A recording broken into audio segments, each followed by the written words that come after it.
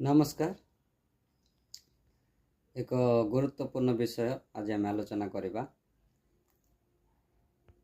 वर्तमान आपण समस्ते जानी आज जो घटना जो पीड़िता जो झील को जो भौणी को 3 जन दुर्वृत्त पेट्रोल ढाली पोड़ापी कोशिश करते चेष्टा करते किंतु भाग्यवशत से निजे दौड़ी निजर जीवन बंचाई किंतु वर्तमान जहाँ खबर आसूची पाखापाखि 70% ऊर्ध्व तांकर देह जली जाइछि।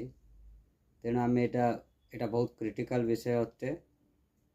एथिपाई अनेक जनसाधारण जाइक भेट होउछंती बाहर अछंती किंतु भितर को तो कहीं जाई पारु नांती। किंतु जो जनप्रतिनिधि माने अछंती से माने गले मध्य तांको मध्य भितर प्रवेश निषेध होउछि। केवल जो माने शासन रे अछंती से प्रतिनिधि माने जाई पारुछंती एवं अलग प्रतिनिधि माने जो माने कांग्रेस रो होंतो कि बीजेडी रो होंतो कि जे कोन से होंतो से मानन को एंट्री हो नाही। तो ए पक्षपात काहे की होछि? समस्त अधिकार अछि, सब जनप्रतिनिधि मानक अधिकार अछि। से माने जाई कि भलो मंद बुझी पारिबे एवं सरकार को से विषय उपस्थापना करि पारिबे।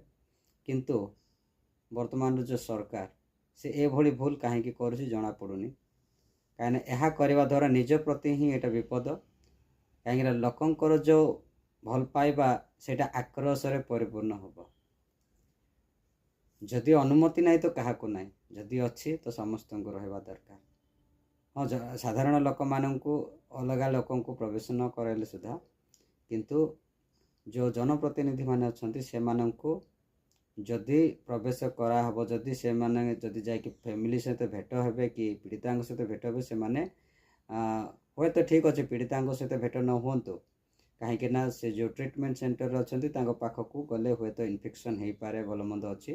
किंतु फैमिली सहित जो भेट हेबा पाई जो सुजोग रहबा कथा सेटा दिया जाओ से माननकू। कहीं ना से माने भी जनप्रतिनिधि से माने मध्य सरकार को सामना रे मतामत रखि पारिबे एवं लोकंको पाखरे मध्य मतामत रखिपारे। तेणु पक्षपात न करा जाऊ।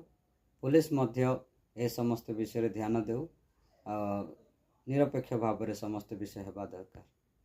नमस्कार।